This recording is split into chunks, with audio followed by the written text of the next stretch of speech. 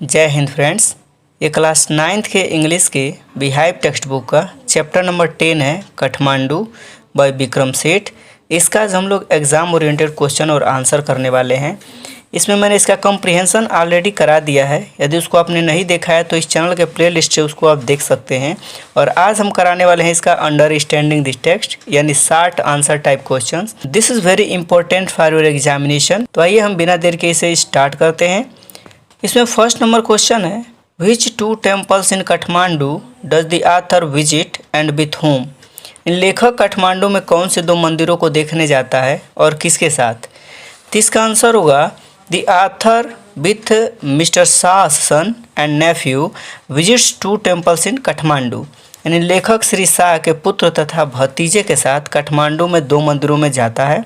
And they are the Pashupatinath temple and the Boudhanath स्तूप।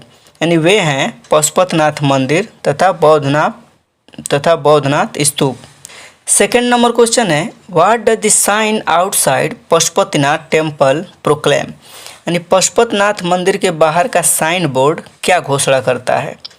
तो इसका answer होगा the sign outside Pashupatinath temple proclaims entrance for the Hindu only. यानी पशुपतिनाथ मंदिर के बाहर लगा साइन बोर्ड घोषणा करता है केवल हिंदुओं के लिए प्रवेश। थर्ड नंबर क्वेश्चन है, who roam through the grounds. यानी धरती पर कौन घूम रहे हैं या कौन घूमते हैं। तो इसका आंसर होगा priests, hawkers, devotees, tourist, cows, monkeys, pigeons and dogs roam through the grounds. यानी मैदानों में पुजारी, फेरी वाले, भक्त, पर्यटक, गायें, बंदर, कबूतर तथा कुत्ते घूमते रहते हैं। फोर्थ नंबर क्वेश्चन है, why do saffron clad westerns struggle for permission to enter. यानी जोगिया वस्त्र पहने पश्चिमी देशों के लोग प्रवेश की अनुमति के लिए संघर्ष क्यों करते हैं। तो इसका आंसर होगा saffron clad westerns struggle for permission to enter because they are not allowed to enter as only Hindus are allowed to enter the temple. यानी जोगिया वस्त्र पहने पश्चिमी देशों के लोग प्रवेश की अनुमति के लिए संघर्ष करते हैं क्योंकि उन्हें प्रवेश की अनुमति नहीं मिलती, क्योंकि वे केवल हिंदुओं को ही मंदिर में प्रवेश की अनुमति है। 5 नंबर क्वेश्चन है, what does one of the two monkeys that fight do. यानी लड़ने वाले दो बंदरों में से एक क्या करता है। तो इसका आंसर होगा one of the two monkeys that fight jumps out a Shivling then runs screaming around the temple and down to the river Bagmati. यानी दो में से एक बंदर जो कि लड़ते हैं शिवलिंग पर कूद जाता है, तब वह चीखते हुए मंदिर के चारों ओर तथा बागमती नदी की ओर दौड़ जाता है। 6 नंबर क्वेश्चन है, what is about a small shrine half protruded from the stone platform on the river bank side। यानी एक छोटा मंदिर नदी पर पत्थर के चबूतरे से आधा उभरा हुआ के विषय में क्या कहा गया है। इसका आंसर होगा about the shrine it is said that when it emerges fully the goddess inside will escape and the evil period of the कलयुग will end on earth। यानी इस मंदिर के विषय में कहा गया है कि जब यह पूरा दिखाई देने लगेगा तो अंदर की देवी मुक्त हो जाएंगी तथा धरती से कलयुग का पाप काल समाप्त हो जाएगा। 7 नंबर क्वेश्चन है, how is the Boudhanath stupa different from Pashupatinath temple. यानी बौद्धनाथ स्तूप पशुपतिनाथ मंदिर से किस प्रकार भिन्न है। तो इसका आंसर होगा at Pashupatinath temple there is an atmosphere of febrile confusion while at the Boudhanath stupa there is a sense of stillness।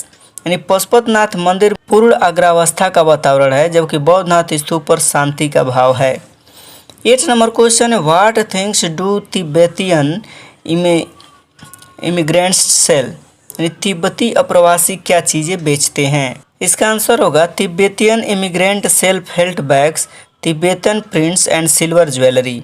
तिब्बती अप्रवासी नमदे के थैले, तिब्बती छापे तथा चांदी के आभूषण बेचते हैं। 9 नंबर क्वेश्चन है, the author buys a bar of marzipan and roasted corn on the कोब।